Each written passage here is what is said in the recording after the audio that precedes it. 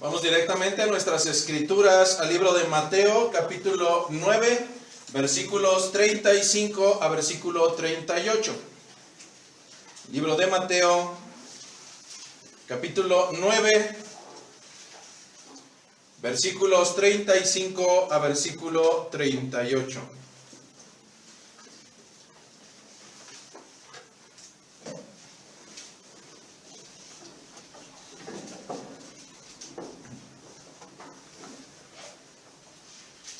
Dice la palabra de nuestro Señor en esta mañana, libro de Mateo, capítulo 9, versículo 35 al 38.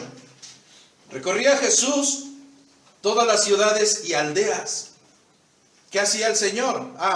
Recorría todas las ciudades y aldeas enseñando en las sinagogas de ellos.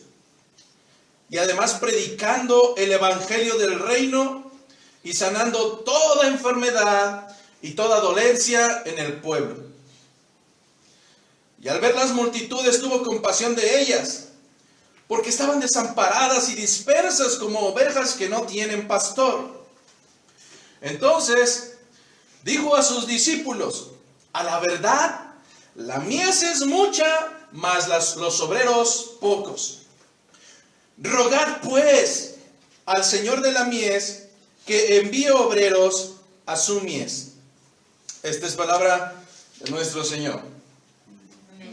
El día de hoy estaremos concluyendo esta serie temática que ha sido muy hermosa por parte de esta serie de sermones agrupados bajo una misma intención de el escritor inicial, hablando acerca de Mateo, cuya intención seguramente te cansarás de escucharla domingo a domingo, pero es necesario que comprendamos que este escrito inicialmente no fue para nosotros, inicialmente fue para un pueblo judío que buscaba que su Mesías, aquel narrado a través de las Escrituras por cientos de años, llegara delante de ellos. Y es precisamente a través de esta serie temática que Mateo brinda la suficiente evidencia para demostrar que Jesucristo en verdad no era un loco más, no era un farsante más, sino que en realidad era el Mesías prometido a través de las Escrituras, a través de los profetas, por medio de Dios. Así es que, hermanos, a lo largo de 13 semanas, Mateo nos ha presentado una serie de 3 bloques independientes que ha sido sumamente hermoso y ha aligerado mi carga, porque si bien hemos tenido una enseñanza a través de cada milagro de bloques de 3, al mismo tiempo Mateo nos presenta un concepto de aprendizaje al final de cada bloque. Así es que cuando nos mencionaba el milagro de aquel hombre enfermo de su cuerpo, del leproso, después nos presentaba la historia del siervo del centurión y finalmente la sanación de la suegra de Pedro. Al final de estos 3 venía una enseñanza interesante acerca de aquellos que anhelan ser discípulos. Y después de haber pasado por 3 bloques temáticos, el día de hoy la temática no cambia, pero el día de hoy concluye acerca de todo este bloque general y el día de hoy culminaremos con este concepto de enseñanzas acerca de aquellos que quieren, anhelan, desean bajo su propia percepción ser discípulos, seguir al maestro. El día de hoy le conoceremos como aquellos que, queriendo ser discípulos, deberán de ser obreros. En este sentido, el día de hoy el objetivo será brindar una enseñanza muy concreta bajo el título de algunas Biblias como la Reina Valera, la cual el bloque nos lo menciona como la mies es mucha, los obreros son pocos. El día de hoy así entonces estaremos exponiendo estos breves 4 versículos a la luz de 3 subtemas. Para poder tener una mejor comprensión, en esta mañana buscaremos que estos 4 versículos sean expuestos bajo 3 subtítulos temáticos. El primero de ellos que estaremos abarcando en esta mañana lo hemos titulado como Jesucristo, el predicador del reino de los cielos. Jesucristo, el predicador del reino de los cielos. Estaremos pasando por un segundo bloque temático al cual hemos titulado Jesucristo, el buen pastor. Jesucristo, el buen pastor. finalizando con un tercer subtítulo o bloque temático al cual hemos nombrado Jesucristo es el Señor de la mies, o el dueño de la mies, de la tierra. Repito nuevamente, al tener concepto de que estaremos hablando del maestro y por consiguiente de sus discípulos obreros, estaremos hablando de que el maestro es predicador del reino de los cielos, el maestro es el buen pastor, el maestro es el Señor de la mies. Así es que vayamos al primer segmento, Jesucristo, el predicador. Regresando a nuestra cita bíblica, podemos encontrar en el versículo 35 del capítulo 9 de Mateo lo siguiente: recorría Jesús todas las ciudades y aldeas, enseñando en las sinagogas, predicando el evangelio del reino y sanando toda enfermedad y toda dolencia en el pueblo. Una de las características esenciales de un discípulo es el hecho de querer ser como su maestro. Al menos, este debería de ser el anhelo básico y primario de aquellos que están dispuestos a seguir un maestro. Sonaría bastante ilógico, bastante patético el pretender seguir a un maestro con la finalidad de no hacer lo que él dice o enseña. Pues con el tiempo esto se vería traducido en un desperdicio total de un porcentaje de nuestras vidas sin haber obtenido provecho alguno. Repito nuevamente, la intención de ser discípulo de un maestro primariamente debiera de ser el replicar lo que aprendemos de un maestro. Pero si esa no es la intención y ese no es el objetivo, podemos darnos cuenta que nuestra vida sería a la vez patética y una pérdida de tiempo. Porque estamos siguiendo a alguien sin la intención de hacer absolutamente nada. Entonces, y aun cuando esto es lógico, y aun cuando esto debiera de ser básico para un discípulo, en la realidad no ha sucedido así y no está sucediendo así. No sucedió así con el total de los discípulos, de aquellos que seguían a Jesucristo, pero tampoco sigue pasando al día de hoy con aquellos que nos decimos discípulos de Jesucristo en nuestros tiempos. Lamentablemente, los discípulos confunden, los discípulos malentienden, los discípulos simplemente se engañan a sí mismos en relación a los objetivos y las intenciones centrales de un maestro. Quiero poner un ejemplo que creo que simplificará el entendimiento de esta mañana. Cuando a una persona la contratan en una empresa, usualmente se le dan a conocer aquellas expectativas que se esperan de él. Digo, yo no contrataría a una persona diciéndole, haz lo que tú quieras, no. Las empresas usualmente contratan a alguien y le dan claridad de cuáles son sus actividades, cuáles son sus objetivos, cuáles son sus metas, qué es lo que se espera de él. Usualmente se le dan a conocer a través de una descripción de puestos o de un documento o simplemente de una charla directa, cuáles serán sus obligaciones y por supuesto cuál es la intención de por qué se le ha contratado. En este sentido, durante la semana yo estaba identificando dentro de estos trabajadores que contratan 3 tipos de obreros y quiero que los empieces a analizar muy bien porque estaremos tocando una y otra vez la característica de estos 3 tipos de obreros. El primer tipo de obrero le llamaremos el obrero eficaz. Un obrero eficaz es aquel que se le dan a conocer los motivos por los cuales fue contratado. El obrero eficaz no solamente conoce, entiende, percibe los objetivos que tendrá que cumplir, sino que le nombramos el obrero eficaz porque no solamente los comprende, sino que los lleva a la práctica y logra lo que se le encomendó. Primer tipo de obrero eficaz. Aquel que comprende, entiende, pero además lo hace y lo hace bien. Usualmente este tipo de obrero no solamente cumple con lo que se le pide, sino que sobrepasa las expectativas habiendo cumplido lo que primariamente se le encomendó. Pero también será innegable que dentro de las empresas, las organizaciones, los trabajos, encontremos a un segundo tipo de obrero, al cual en esta mañana le conoceremos de aquí en adelante como el obrero acomedido. El obrero acomedido, al igual que el obrero eficaz, se le dan a conocer sus objetivos, sus actividades, se le explica a detalle. Pero ¿sabes qué es lo que pasa con este obrero que es acomedido? Su naturaleza lo lleva a empezar a ayudar a todo mundo. Mientras su trabajo era específico, él ve que uno de sus compañeros está teniendo dificultades y fue capaz de dejar su propio trabajo para ayudar al otro. Y su naturaleza lo sigue moviendo así. Lamentablemente, el obrero acomedido llega un momento en que olvidó qué fue lo que se le pidió, el motivo por el cual fue contratado, qué era lo que tenía que hacer. Y lamentablemente el obrero acomedido al final de año termina haciendo todo, absolutamente todo, menos lo que se le pidió. Entonces hasta el momento llevamos el obrero eficaz, el que hace lo que se le pidió e incluso sobrepasa las expectativas. Tenemos al obrero acomedido, el que termina haciendo todo, menos lo que se le pidió.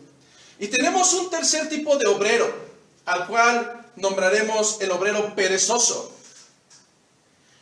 Este es uno de los más peligrosos porque al menos el obrero acomedido termina aportando cosas que no se le pidieron, pero termina haciendo algo. Pero cuando hablamos del obrero perezoso, hablamos de un tipo de obrero calientabancas que llega a trabajar pero no trabaja. La empresa le paga, es decir, recibe los beneficios de formar parte de una organización. Pero pasan los días y aun cuando se le explicó qué era lo que tenía que hacer, obligaciones, responsabilidades, beneficios, a él le encantan los beneficios, pero jamás aportó ni hizo nada de lo que se le había pedido. El obrero perezoso. Lamentablemente, al final de cuentas, el obrero perezoso tiene altas probabilidades de ser identificado por la empresa y ser sacado de ahí. Simplemente porque no suma, no aporta, no crece, no hace lo que se le encomendó. Entonces, recordando nuevamente, estaremos hablando de estos tres tipos de obreros: el obrero eficaz, el obrero acomedido, el obrero perezoso. Hermano, ¿por qué hablamos de esto? No es bíblico. Déjeme tratar de explicar a dónde quiero llegar. Porque voy a dar tres postulados, los cuales los dos primeros no me gustaría que tuviéramos ese tipo de obreros aquí. Primera de ellas, no me gustaría que el día de mañana haya entre nosotros obreros acomedidos. ¿De qué se trata esto? Obreros, discípulos, que se encuentran haciendo todo, absolutamente todo, menos lo que el maestro pidió. Esto sucede, por supuesto que sucede. Por eso hoy en día tenemos lugares de reunión donde la gente se le ocurrió un día sacar una bandera y empezar a correr por todos lados. De repente se le ocurrió y dijo, ¿por qué no? Voy a sacar un cuerno de esos que suenan bien bonito que le llamamos chofar. ¿Por qué no? Vamos a azotarnos para atrás y aventarnos para adelante y hacerle ruidos extraños. Porque usualmente este tipo de obreros son obreros acomedidos. Se les explicó qué es lo que tienen que hacer, se les dejó claridad qué es lo que el maestro, el Señor de la mies espera de ellos, pero hicieron caso omiso. Ellos hacen lo que ellos consideran que es lo correcto. Así es que el día de mañana no me gustaría tener ese tipo de obreros en este lugar, pero mucho menos me gustaría que entre nosotros tuviéramos obreros perezosos. Obreros que asimismo se consideran obreros, pero sin darse cuenta se encuentran aún por debajo incluso del estatus que Pablo mencionaba como siervos inútiles. El apóstol Pablo mencionaba, siervo inútil soy, porque aún ni lo que se me ha pedido, eso hago. Y en este sentido es necesario comprender que tendremos que buscar no tener este tipo de siervos en este lugar. El ideal en esta iglesia es que con el tiempo todos y cada uno de nosotros sea considerado bajo percepción de los demás como obreros fieles, obreros eficaces que comprendan lo que el Señor pide de ellos y que además no solamente lo comprenden, sino que lo hacen. Simplemente por una cuestión. Porque de él, del maestro, recibieron ejemplo y a través de su ejemplo y de su misericordia, el discípulo tiene que hacer lo que del maestro aprende. En este sentido, a la luz de las Escrituras, y ahora empezará a tomar sentido, ¿por qué hablamos de este primer segmento en el cual decimos que Jesucristo es el predicador? Porque si eso es el maestro, el discípulo tendrá que replicar el mismo aprendizaje. A la luz de las Escrituras, el día de hoy podemos encontrar tres actividades esenciales, al menos en el versículo 35. Si nosotros regresamos allá al versículo 35, nos dice, recorría Jesús todas las ciudades y aldeas, número 1, enseñando en las sinagogas de ellos. Primer característica, el maestro enseñaba. ¿Qué enseñaba? Pues continúa el versículo 35, predicando el evangelio del reino. Es decir, mi maestro, del cual soy discípulo y del cual pretendo ser obrero, enseñaba en las sinagogas y predicaba el evangelio. Pero además hay una tercera, sanando toda enfermedad y toda dolencia en el pueblo. Tres características. Jesucristo, mi maestro, enseñaba en las sinagogas, predicaba el evangelio del reino y además sanaba toda enfermedad. Así es que de manera muy breve pretenderé abarcar estas tres actividades. Bueno, por default quisiera dejar fuera de esta exposición, en esta mañana, de estas tres actividades la más ambiciosa. Claro está, no para el maestro, sino para los discípulos, para los creyentes. Creo que si pusiéramos sobre una mesa tres viandas, tres comidas, y dentro de estas tres comidas estuviera la capacidad de sanar, la de predicar el evangelio y el enseñar la palabra de Dios, seguramente la más atractiva para los hombres y mujeres carnales sería la que causa menos esfuerzo y la que más me va a hacer brillar, por supuesto. Predicar el evangelio, ay no, qué aburrido. Enseñar las escrituras, no. Sanar, échenmela. Por eso voy a dejarla fuera. Hablaremos acerca de las otras dos, para evitar que entre nosotros salga un Cash Luna, un Guillermo Maldonado, un Dante Gebel. Mejor vayamos a las dos primeras actividades que son implícitas y que además van de la mano. Dos actividades que nuestro maestro no solamente hablaba, él las llevaba a la práctica. Y que por tanto nosotros como discípulos, nuestro trabajo, y no terminar siendo obreros patéticos, deberemos de replicar. Así es que Jesucristo predicaba el evangelio del reino de los cielos. En esta mañana hay que dejar claridad que cuando hablamos del evangelio, daré a continuación algunos aspectos de él, porque el evangelio del reino de los cielos no es el evangelio de la prosperidad.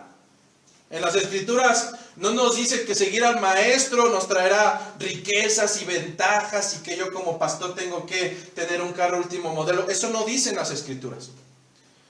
Lo que predicaba Jesucristo tampoco no era un evangelio de la carnalidad donde tú y yo tenemos que figurar, donde tú y yo tenemos que lucir y si no nos saludan o hacen algo pues ya nos sentimos. No. El centro es Jesucristo. Jesucristo no predicaba un ministerio donde tú y yo seamos la figura, no. Pero lo que sí predicaba Jesucristo era un ministerio que tendría que mover al pecador al arrepentimiento. Y entonces cuando en este púlpito domingo tras domingo se confronta el pecado, domingo tras domingo salimos apaleados, domingo tras domingo salimos incómodos porque la palabra es dura, ¿quién podrá soportarla? Nos damos cuenta que en realidad estamos predicando el evangelio de Jesucristo, el evangelio del arrepentimiento. De nada me serviría tener obreros perezosos que les gusta que le unten miel en su oído y que les digan las cosas. En el Antiguo Testamento, en el libro de Segunda de Reyes, hubo una condenación fuerte. 2 reyes que esperaban la palabra de Dios para atacar a otra nación. ¿Y sabes qué es lo más peligroso? Que tenían a un montón de profetas y todos los profetas le decían, vayan a la guerra, el Señor entregará a esa nación en sus manos, ustedes ganarán. Pero uno de ellos dice, ¿qué no habrá todavía entre los profetas alguno que verdaderamente hable por medio de Dios? Mandaron llamar a uno de esos profetas, pero le sentenciaron y le dijeron, uno de los reyes dijo, no, a él no, porque a él lo detesto, pues siempre me dice las cosas que no quiero escuchar. Lo mandan traer y le advierten, tienes que decir lo que el rey espera. Y le dijo, ve, vas a ganar. El otro rey intercede y le dice, no, en realidad quiero que nos digas lo que Jehová ha dicho. Y él les dijo, ustedes serán entregados en manos de esa nación. El otro rey le dice, ¿ves? Por eso no me gusta traer a este hombre que siempre nos incomoda, que nunca nos dice lo que queremos escuchar. No tomaron consejo, fueron a la guerra y ese rey fue muerto. Porque así lo había dicho el Señor. Así es que en este sentido, Jesucristo no dijo otra cosa. Si nosotros vamos a Mateo 4:17, encontraremos brevemente. Dicen las Escrituras, Mateo 4:17. Desde entonces comenzó Jesús a predicar y a decir, vamos a ser poderosos, vamos a animarnos, vamos a despedazar y a machacarle la cabeza al diablo. No, lo que dicen las Escrituras, desde entonces comenzó Jesús a predicar y a decir, arrepentíos, porque el reino de los cielos se ha acercado. Bueno, ¿y de qué te servirá estar bien lindo todos los domingos como obrero perezoso? De nada, absolutamente nada. El Evangelio de Jesucristo tiene que confrontar tu vida pecaminosa para moverte al arrepentimiento, para moverte a salvación por medio de Jesucristo. Así es que en esta mañana, lo primero que tenemos que comprender es que si nuestro maestro predicaba el Evangelio del reino, nosotros tenemos que predicar el Evangelio del reino y ninguna otra patraña. Oye, si crees en el Señor vas a ser sano. ¿Dónde dice eso? ¿Hay seguridad? No, lo que encuentro en las Escrituras es que el Señor hará lo que le plazca sobre su soberana voluntad, pero a veces andamos inventando tanta cosa. El concepto que se utiliza en las Escrituras, y quiero que quede bien claro, este lugar no es para salir victoriosos, no es así, al menos no en nuestras fuerzas, es en Jesucristo. Pero si algo tenemos que salir domingo tras domingo es confrontados, para caminar como obreros que no tengan nada de qué avergonzarse. El concepto que se utiliza en el Evangelio del reino, la palabra utilizada por Jesucristo, arrepentíos porque el reino de los cielos se ha acercado, hay 2 palabras que se utilizan, una de origen hebreo, otra de origen griego. Ambas significan arrepentimiento, arrepentimiento. Pero al momento de traducir las Escrituras al castellano, se utilizó otra palabra en algunos segmentos, y quiero dejar claridad en ello. ¿Cuál es la palabra correcta? La palabra que surge del hebreo se traduce como cambio de comportamiento. Arrepentimiento igual a cambio de comportamiento. Hermano, es que yo ya me arrepentí y estoy bien arrepentido. Yo te voy igual. Digo, ¿de qué te arrepentiste? Yo te voy igual. La palabra que se utiliza en el griego se traduce como cambio de mentalidad. Arrepentimiento igual a cambio de mentalidad. Luego entonces, no puede haber arrepentimiento si no hay un cambio de comportamiento y un cambio de mentalidad.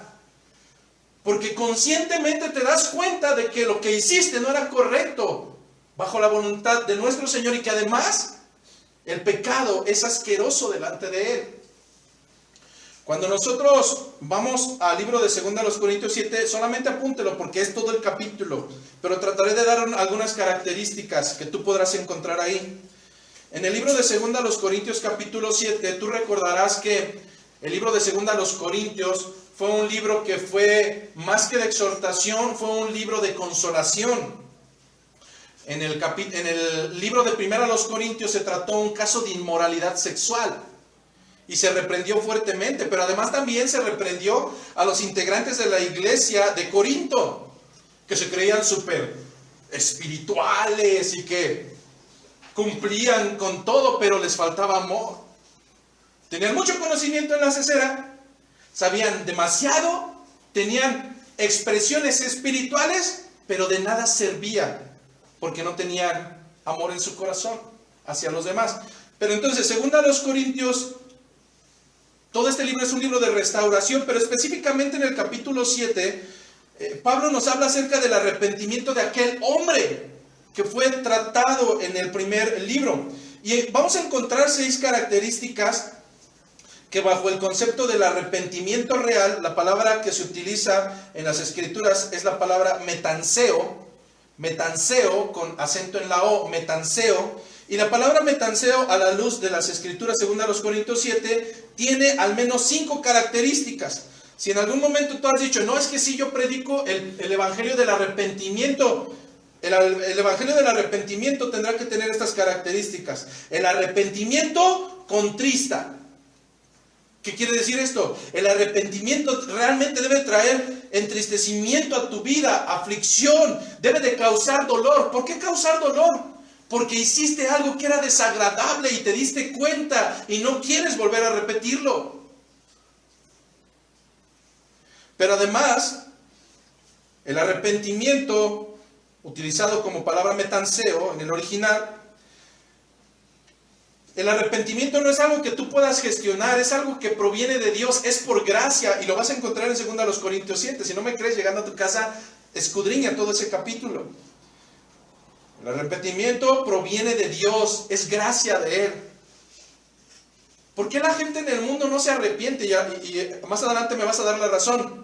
Simplemente porque no tienen a Dios. El Señor no ha obrado en sus vidas. Ellos pueden tener intimidad con una mujer que no es su esposa y al día siguiente tener intimidad con otra y decir, y es más, hasta dicen, yo soy hombre. No hay arrepentimiento. Tercer característica, el evangelio del arrepentimiento produce un cambio que es perceptible. Si algún día en la iglesia se te llama la atención y después de eso tus comportamientos siguen siendo los mismos, y no hay un cambio perceptible, no hubo arrepentimiento. Pero además el arrepentimiento del evangelio de Jesucristo, después de la tristeza, de la aflicción, traerá consuelo, pero además de traer consuelo, traerá gozo.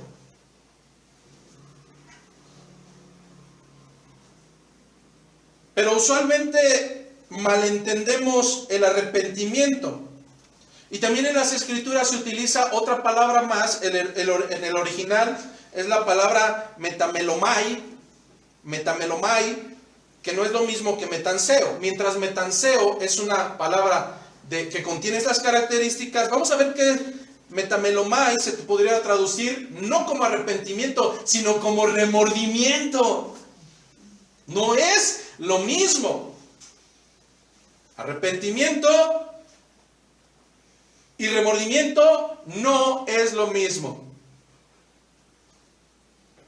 En el mundo tienen una frase, y a lo mejor pudiera sentar aquí, no confundas el amor con las ganas de ir al baño. Ambas causan cosas en el estómago, pero son bien diferentes.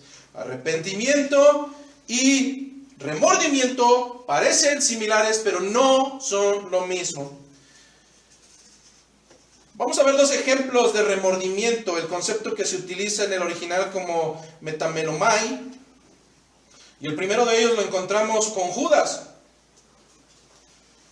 Muchos dicen, no, es que Judas se arrepintió, es que Judas... Bueno, en el original la palabra que se utiliza es metamelomai. Cuando describe que Judas, viendo que era condenado, devolvió arrepentido las 30 piezas de plata. En el original no se utiliza metanseo, se utiliza metamelomai. Se arrepintió, no, sintió remordimiento. ¿Sabes qué es lo que pasa? Cuando estás haciendo algo impropio y piensas que te ibas a salir con la tuya y te cae la voladora, no te arrepientes. Hay remordimiento porque cuando pensabas que te salías con la tuya, alguien identificó tu pecado. Y eso no quiere decir que vas a cambiar tu postura. Quiere decir simplemente que no fuiste tan bueno como para poder ser perfecto y salir con tu vida pecaminosa adelante. ¿Qué es lo que pasó con Judas? ¿Hubo un arrepentimiento? No. Hubo remordimiento. ¡Ay, ya me cacharon! Vendí al maestro, ¿qué hice? No hubo un cambio de comportamiento. La misma palabra la encontramos en el caso de Esaú. Tú recordarás esta situación donde él tenía la primogenitura. Era por parte de Dios el ser el primogénito y tener esos beneficios. Pero ¿qué es lo que hizo Esaú? Después de haber vendido su primogenitura, se da cuenta, dice, quien habiendo deseado, y esto lo vamos a encontrar en Hebreos 12, lléveselo de tarea, quien deseando heredar la bendición, fue desechado, y no hubo oportunidad para el arrepentimiento, aunque lo procuró con lágrimas. ¿Qué hubo en Esaú? ¿Hubo arrepentimiento? No, la palabra que se utiliza es la de remordimiento. ¿Qué acabo de hacer?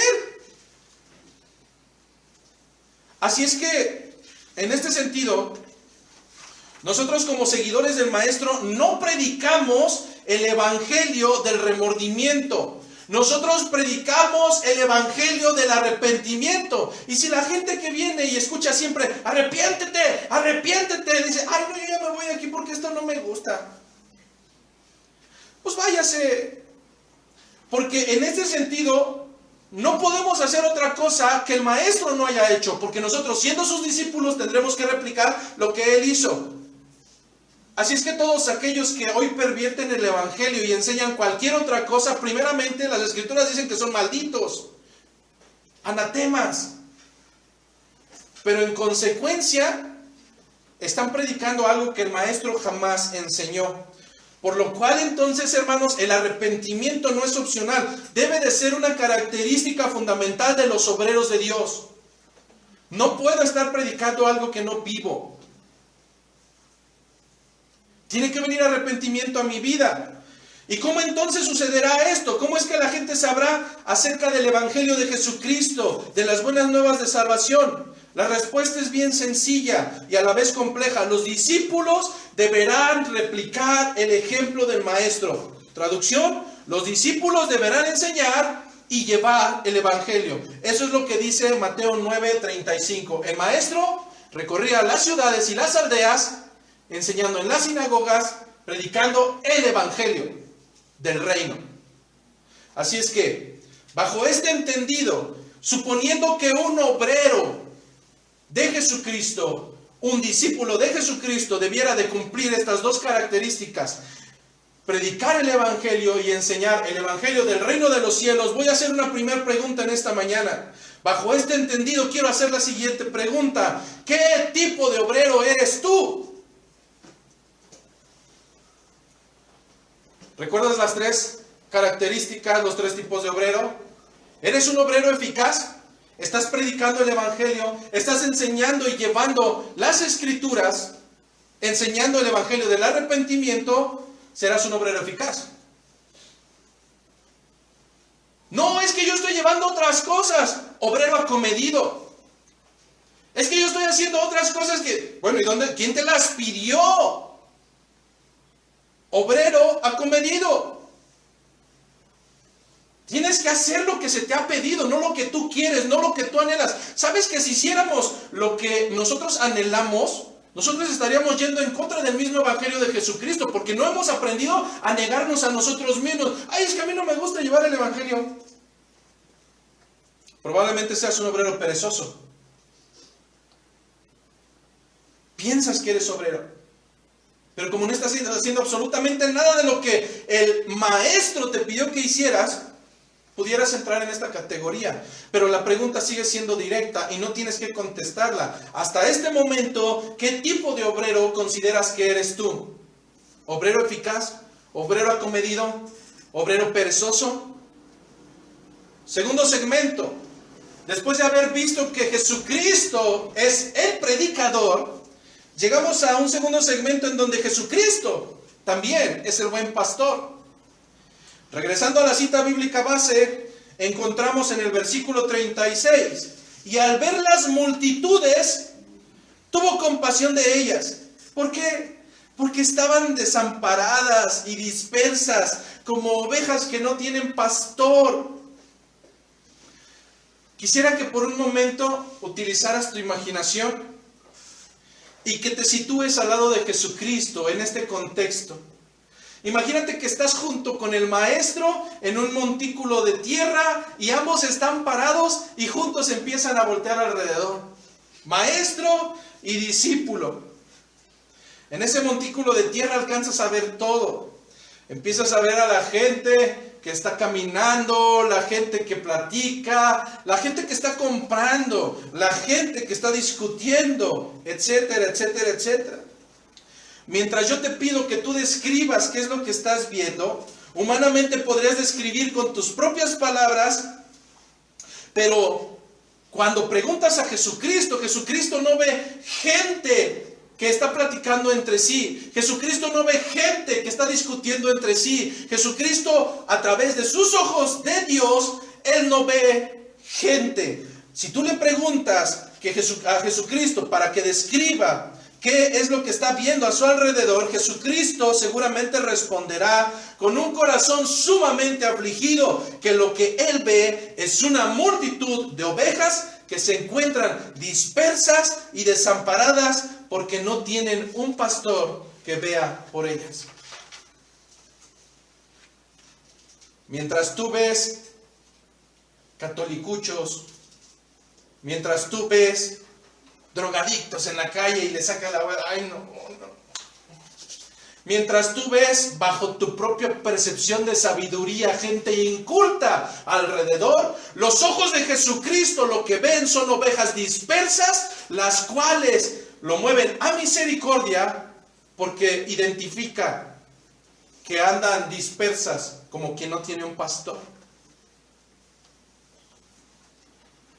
La pregunta importante sería, ¿cómo es que Jesucristo en ese momento veía ovejas dispersas? ¿Que acaso ellos no tenían expertos sumamente inteligentes alrededor de ellos? ¿Acaso no estaban los fariseos y los escribas que se sabían las escrituras al derecho y al revés? Veamos cómo es que Jesucristo mismo describe a estos hombres, a estos obreros o pseudo obreros. Vamos a la cita bíblica de Juan capítulo 10, versículo 7 al 13. Juan capítulo 10, versículo 7 al 13. Veamos cómo se describe a sí mismo Jesucristo, pero también cómo describe a los que no tienen ese amor por las ovejas, a los que ven en ellas algo menospreciable. Libro de Juan capítulo 10, versículo 7 al 13.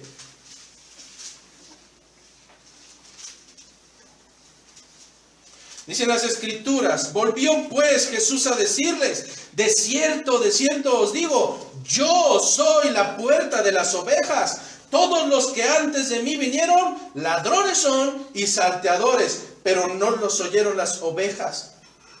Yo soy la puerta, el que por mí entrare será salvo, y entrará y saldrá y hallará pastos. El ladrón no viene sino para hurtar y matar y destruir. Yo he venido para que tengan vida y para que la tengan en abundancia. Quiero que pongas atención al versículo 11 y 12. Yo soy el buen pastor. El buen pastor su vida da por las ovejas. Mas el asalariado y que no es el pastor, de quien no son propias las ovejas, ve venir al lobo y deja las ovejas y huye, y el lobo arrebata las ovejas y las dispersa. Así que el asalariado huye porque es asalariado y no le importan las ovejas. Estos obreros podrían tener todo el conocimiento, todo el dominio de las escrituras, incluso la teología más sublime, pero simplemente su corazón daría cuenta de que no eran más que obreros asalariados perezosos. ¿Qué clase de pastor es aquel que tiene a su cuidado a las ovejas y al ver venir el lobo sale huyendo? Dará cuenta que además de ser un cobarde, es alguien que no las ama y que no le importa cómo las despedacen. Pero Jesucristo es el buen pastor. Y la característica importante de Jesucristo es que Él está dispuesto a dar su vida por sus ovejas.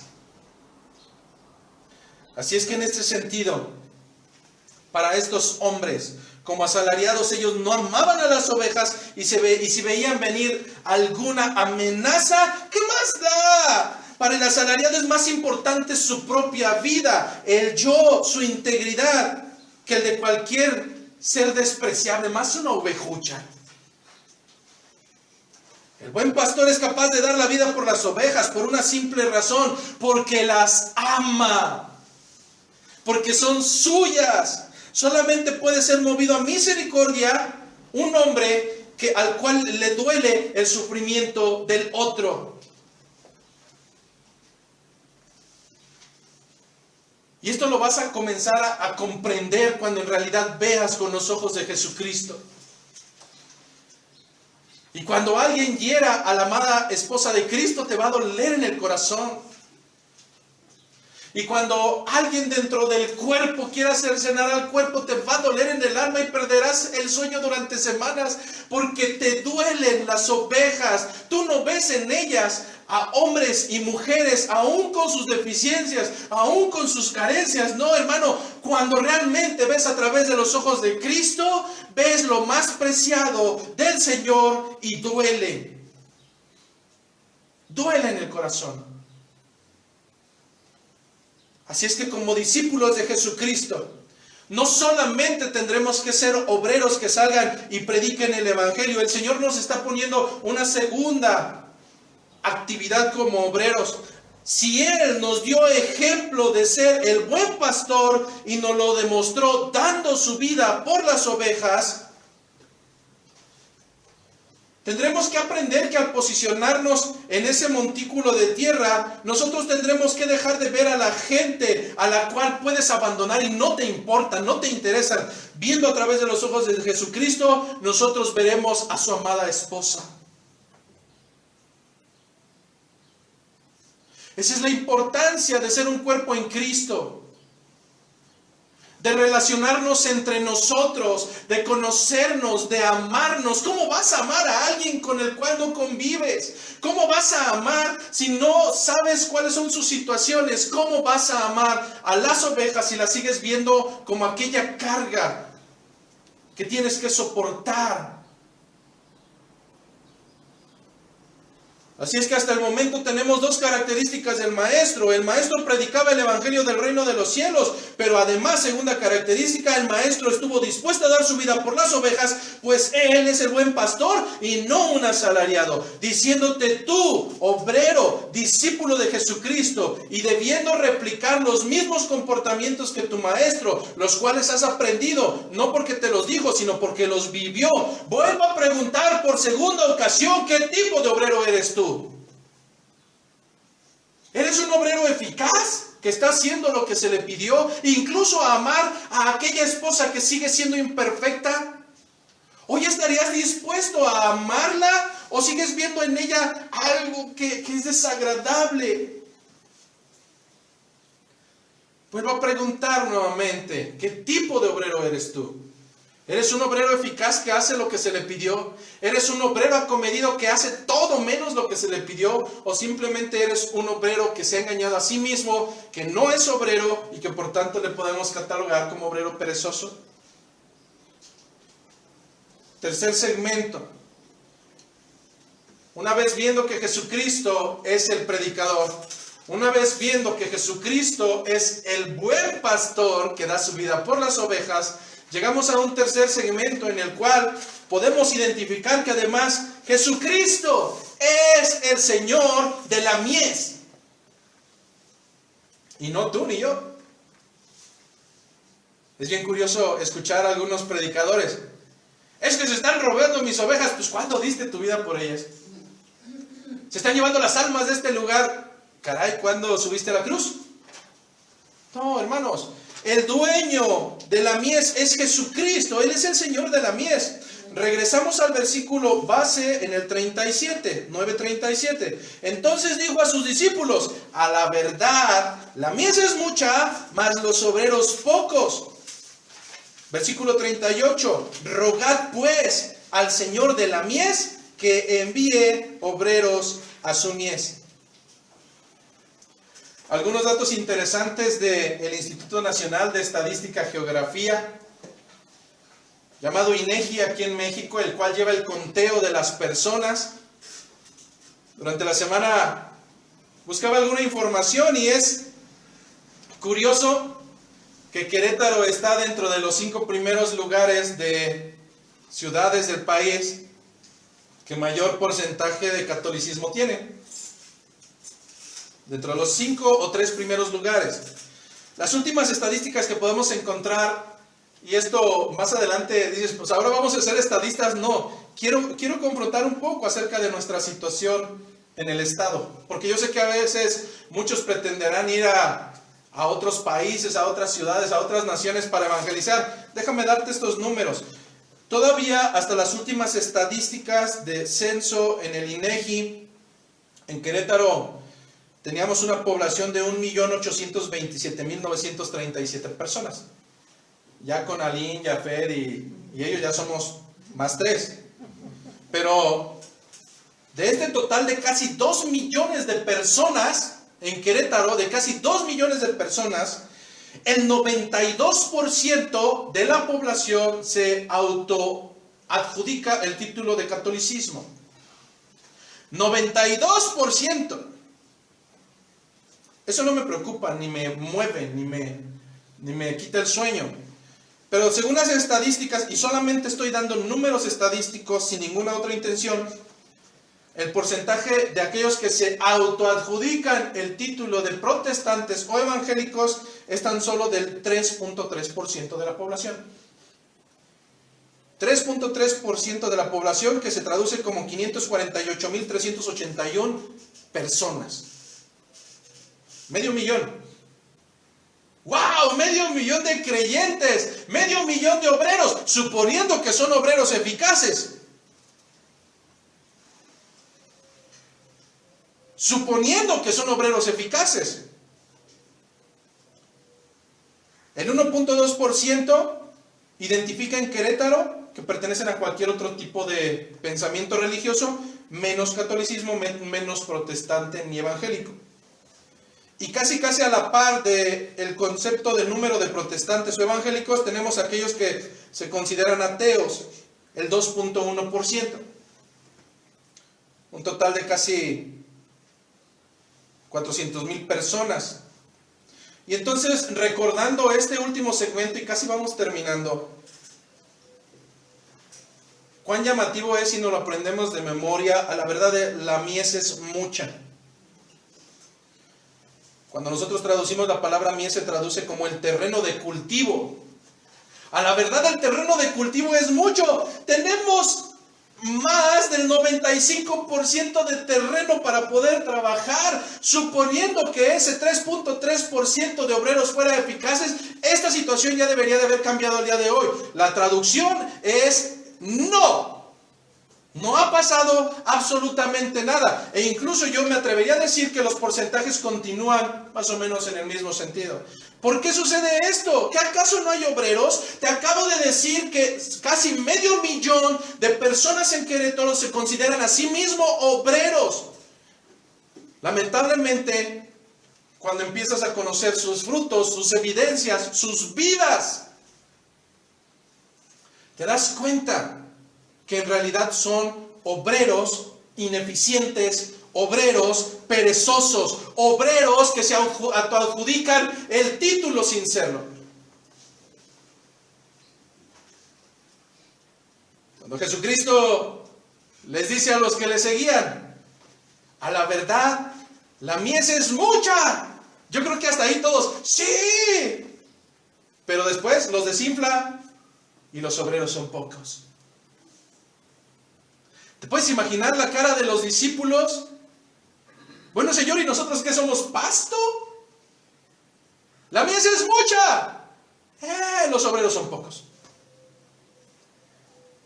Las escrituras hasta este momento, semanas atrás, nos narran que hasta este momento histórico Jesucristo le seguían multitudes.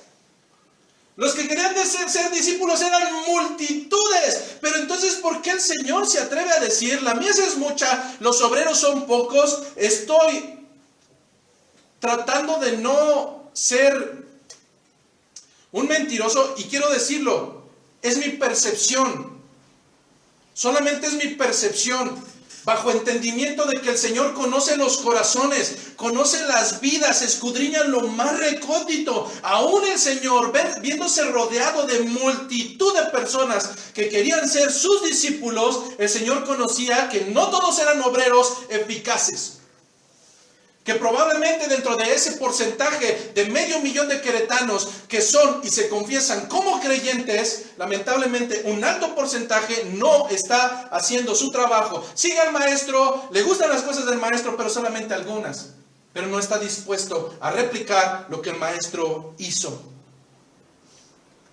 Es necesario entender en esta mañana que de nada nos servirá llenar este lugar de gente carnal, de gente que venga a perder su tiempo domingo a domingo a domingo a domingo, si no hay un evangelio que confronte, que transforme sus vidas y que los lleve a ser obreros eficaces y dejen de ser obreros perezosos o obreros acomedidos. Obrero eficaz es aquel que tiene la capacidad de alcanzar un objetivo o propósito y produce el efecto que se espera de él. Vuelvo a hacer la pregunta por tercera ocasión en esta mañana: ¿qué tipo de obrero eres tú? ¿En realidad eres un obrero eficaz? ¿O eres un obrero acomedido? ¿O eres un obrero perezoso? Para Jesucristo hubiera sido muy sencillo decirles a aquellos hombres, discípulos, hagan su trabajo, perezosos, pero no fue así. A veces queremos ser más fuertes que el Espíritu Santo. El Señor no les dijo, ya pónganse a trabajar, órale, ¿qué están haciendo? No.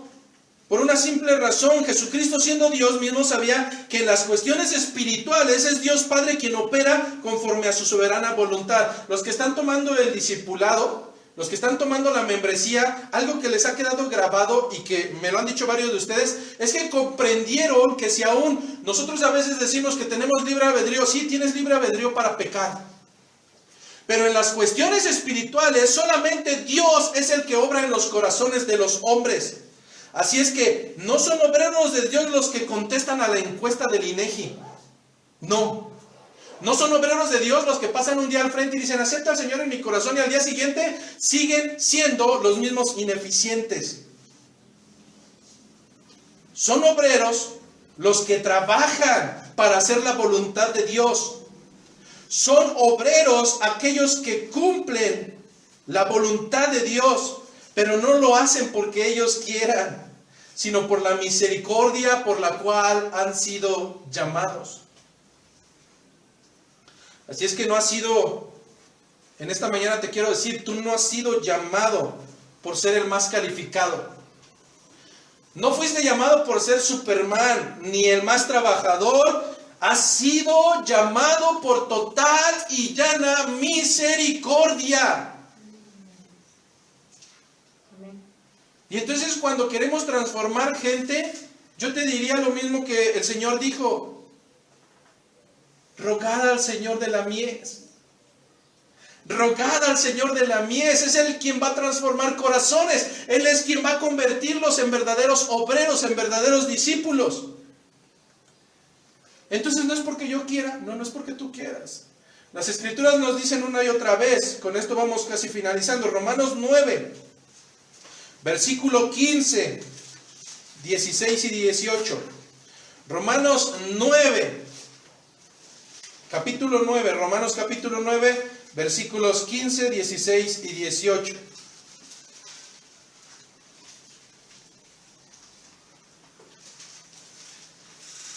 Romanos 9:15, pues a Moisés dice Dios, tendré misericordia del que yo tenga misericordia, y me compadeceré del que yo, dice Dios, me compadezca.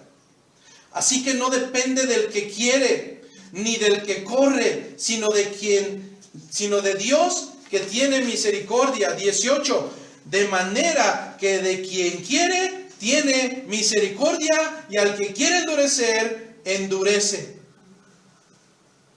Y entonces, hermano, no nos acaba de decir que si el maestro predicó el evangelio, nosotros tenemos que predicarlo, pero entonces, ¿qué chiste tiene? Si Romanos 9 nos dice que de todos modos Él tendrá misericordia de quien Él quiera tener misericordia. Bueno, sí, también nos dicen las Escrituras que nosotros debemos de obedecer la voluntad del Padre. Y la voluntad del Padre es que nosotros seamos embajadores que llevan la palabra de reconciliación. Porque yo no puedo salir a la calle y decirle a alguien, enséñame tu de elegido. Yo tendré que salir a hacer mi trabajo con mis compañeros, con mis conocidos, con mis vecinos, con mis familiares y llevar las buenas nuevas de salvación, aquellas que llevan implícito el arrepentimiento. Pero si hasta el momento, cada vez que he preguntado qué clase de obrero eres tú y tu respuesta no ha sido la de ser un obrero eficaz, yo no te diré que hagas un esfuerzo. No te lo diré en esta mañana. No te diré que te ocupes de tratar de ser una mejor persona, porque no las hay. Que no trates por tus fuerzas de cambiar esta situación, porque jamás podrás hacerlo. Te acabo de decir que todo esto proviene por misericordia. Pero si hoy no hay evidencia en tu vida de ser un obrero eficaz, de verdad yo te invitaría a hacer lo mismo que pidió Jesucristo a los suyos. El Señor no les dijo, pónganse a trabajar, esfuércense, pónganse a hacer algo. No, el Señor les dijo, rogad al Señor de la mies para que envíe obreros. Así es que en esta mañana, si tu respuesta constante en tu mente ha sido, de verdad soy obrero ineficaz, de verdad soy obrero perezoso, de verdad soy obrero que me dicen qué es lo que tengo que hacer pero no lo hago, yo te sugeriría que supliques y que comiences a suplicar misericordia al Señor de la mies, aquel que no solamente puede enviar obreros, sino que es capaz de transformar a lo inservible en aquello que puede ser digno de misericordia, digno de gracia. ¿Por qué? Porque a la verdad la mies es mucha y los obreros eficaces siguen siendo pocos.